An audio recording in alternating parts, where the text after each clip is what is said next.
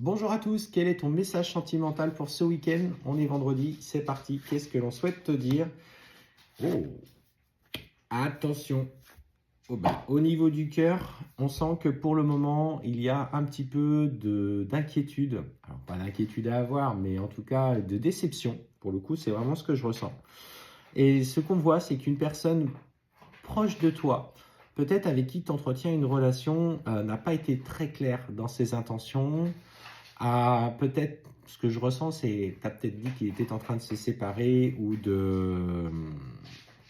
allait enfin se libérer d'une ancienne relation, peut-être qu'il vivait sous le même toit. Je sens le mode un peu concubinage, mais concubinage plutôt colocataire, si vous voyez ce que je veux dire. Et en fait, ce qu'on voit, c'est que cette personne, il te dit que ça y est, il met les choses en place. Et ce que je ressens, c'est qu'il va y avoir des blocages. Des blocages.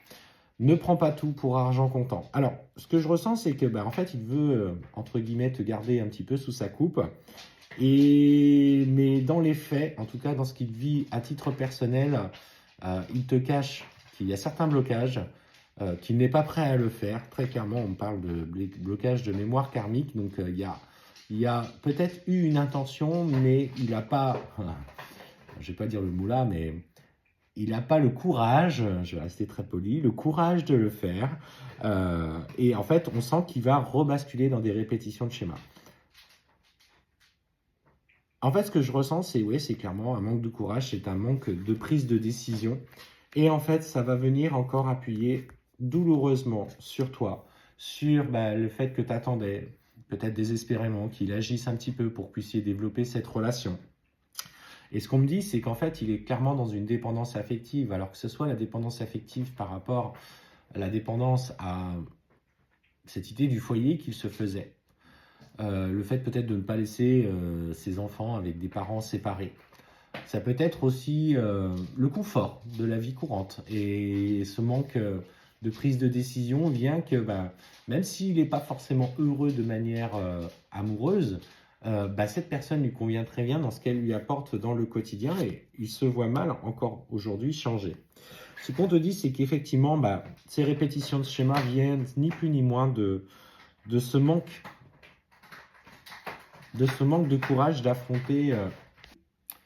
Excusez-moi, il y a un chat qui faisait beaucoup de bruit. Et en fait, on sent que pour le coup, il est loin d'être prêt à s'investir et s'engager parce que l'autre personne essaye malgré tout de le garder près de lui par confort matériel, par confort financier.